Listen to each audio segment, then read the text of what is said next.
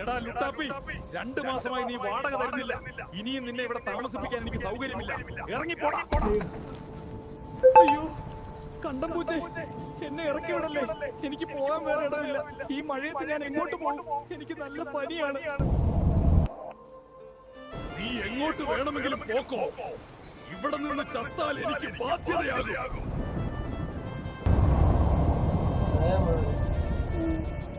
അമ്മേ, എനിക്ക് തണുക്കുന്നു. ആരെങ്കിലും ഒന്ന് പുതപ്പിച്ചിരുന്നെങ്കിൽ. കൂട്ടുകാരെ, ഈ തണുപ്പ് എനിക്ക് സഹിക്കാൻ പറ്റുന്നില്ല. എന്റെ ശരീരം മരവിക്കുന്നു. കണ്ടം പൂച്ചയ്ക്ക് എന്നോട് ഒട്ടും കരുണയില്ല.